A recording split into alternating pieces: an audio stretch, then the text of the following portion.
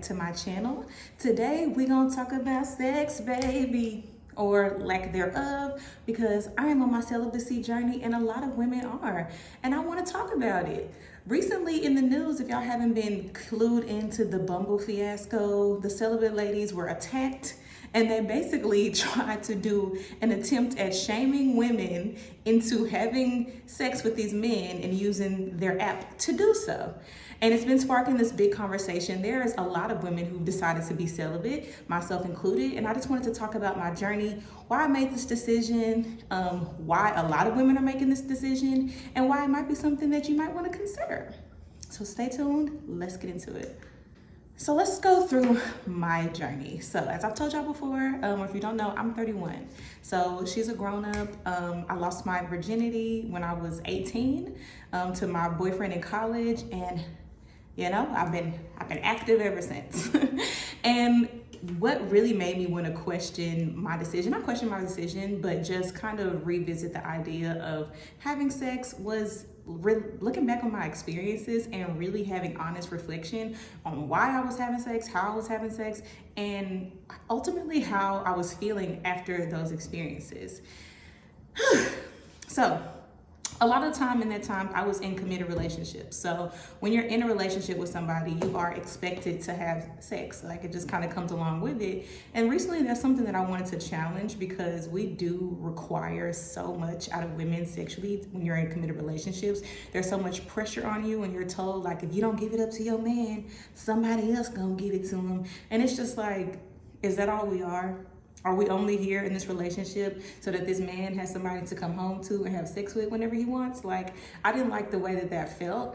And looking back on my relationships, I felt like there was a lot of pressure in having sex a lot of times where I didn't always want to, and the frequency of it was just a lot for me. So after leaving my last relationship and just the frequency in which I felt like I had to have sex, which is a whole nother conversation that we can get into, but it just didn't leave me feeling very valued, very comfortable in my skin. And I feel like a lot of partners don't realize just how used you're making your partner feel.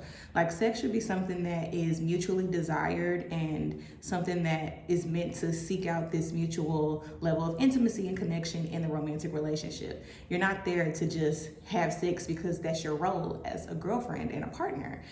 So coming off of that relationship and entering my decentering man journey, I did decide, like, hey, I've had enough. My little cooch she's had a time, and she needs to take a damn break after getting out of this relationship. Like, I'm good. I don't need to have sex for quite a while. But then it just kind of led me to reflect on having sex in the past and why I was making the decisions to do so even outside of my relationships. So in the times that I was single and not in a relationship where I'm, consistently having sex with, one person, I thought about, like, what were my motivations to have sex in those times? And we talk about, sexual liberation. True sexual liberation and freedom is being able to decide who does and who does not have access to your body. That's being sexually liberated and free. And when I was going through my hoe phase, I was having more sex, but I didn't leave a lot of those interactions feeling good. For one, sex is rarely as satisfactory for the woman as it is for the man. So let's start there. I also noticed that I would have to, like, drink a lot. Like, I would make myself get drunk in order to hit up somebody to have sex. And when I challenged that, it was like, dang, why do I have to get drunk? Like, why do I have to go out, get messed up to want to have sex? And that really made me challenge my desire. Like, am I really the one that was really wanting to have sex like that? Why was I doing this? And not to go on a tangent, but I just kind of been challenging a lot of these systems and these ideas and these things that we just kind of do as a people, and with no real reason as to why we're doing it. Like, even when I was making my decision to decenter men, I was like, why do we feel like we just have to be in a relationship? Like, no, we don't, And I've just been kind of challenging that thing. It's like, when you're single and you're flirting, it's like, yeah, we're gonna get drunk, we're gonna go out and fuck. Like, why did I feel like that's what we had to do? I don't know. But I realized like some of it was me looking to get the connection and looking for closeness, looking to feel validated, and that's unfortunate, but when I'm honest with myself, that's really what a lot of it was. It wasn't just because I was just so horny, I just needed it. It was mostly me not realizing that the validation that comes from a guy wanting to have sex with me is meaningless. It doesn't mean anything. It doesn't mean that they want to like create a genuine partnership and love me and all of that stuff. And a lot of the times when I was single, I was thinking like, okay, I got the best thing. Like if I just give it to him, he gonna wanna be with me. He's gonna make him fall in love with me. And it just goes to that delusion of trying to be chosen and trying to end up in a relationship. And that was really most of my motivating factor for doing it. A lot of the times it wasn't because, I just wanted to have sex. I was just so horny. Like it was mostly, I'm hoping that this guy that I have sex with ends up catching feelings for me and has such a great time that he wants to see me again. And that was really the motivating factor. And imagine how crushed I was when sometimes you don't ever hear back from people. Sometimes you would be dating a guy and you think it's going well and y'all have sex and you never see them again. And it just but yeah, one, I'm just not dating at all. So it's just doesn't make sense for me to not be dating and then looking to have sex. Like it just doesn't make sense. But two, I don't really enjoy it as much as I like convinced myself that I did, if that makes sense. Like I felt like I was doing it just because that's what you do and not necessarily doing it because I was looking to have a certain sexual desire met.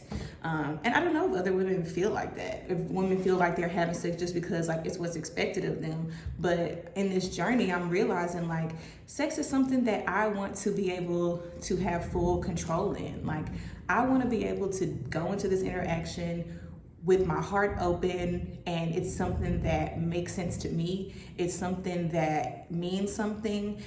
It's with somebody that I see values me and respects me, and the interaction is meant to make me feel just as good as they're being made to feel good.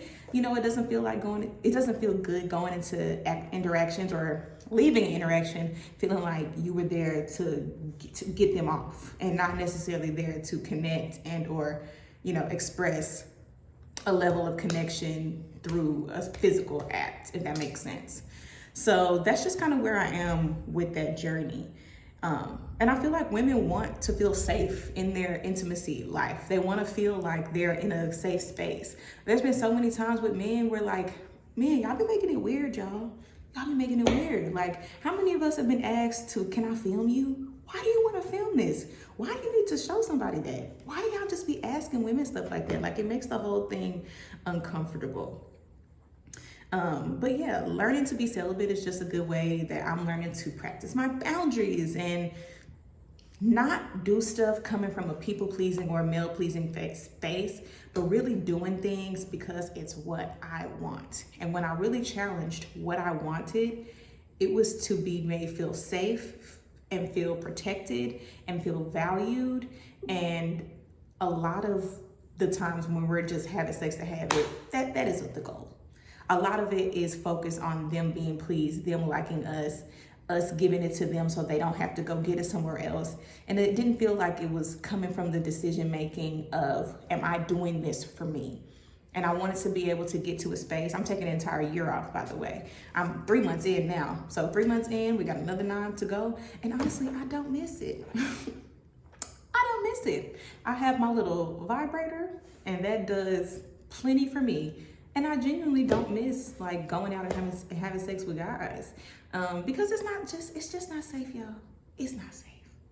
And until it feels safe, I ain't gonna do it, okay? And I know a lot of women feel that way. Like there's something in the water lately with men and how they're viewing us, especially like if y'all just seen that guy at the graduation and how he was talking about, you're just put on this earth to just be a mom. Like you're just meant to be here to serve us. And it's like, I don't wanna feel like that. And I'm not gonna put myself in situations to feel like that. I'm only gonna give my body up if I feel like it makes sense. And a lot of times it don't be making sense. So yeah.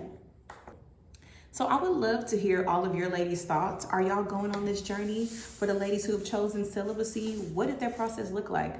For me, it wasn't more so of a Christian thing. It was more so of me just taking my power back. And I implore all of you women to take your power back. That's what this is ultimately about. Do what makes you feel good. Do what makes you feel in control. But just know that your body isn't put on this earth to pleasure man. Your body is here for your own pleasure and your own enjoyment as well. So I want us to all challenge those thoughts, have those conversations with yourself, think about what your true motivations for having sex are. And if you're pleased with your motivations, keep it going. Like, again, freedom. The freedom to choose to do whatever you want to do. But if you want to challenge it and take some time away and just really understand your motivations, I implore you to do that as well. So thank you guys for coming back to my channel. We are rapidly growing. I'm so happy. I love y'all. Don't forget to like, comment, and subscribe. Please share in the comment sections what y'all are going through. Like, what has y'all's journey been like with this? If you have any tips and tricks for women, if there have been any times where you do miss it, how have you been able to keep yourself on the path in those days? But yeah, love you guys lots, and I will see you next time.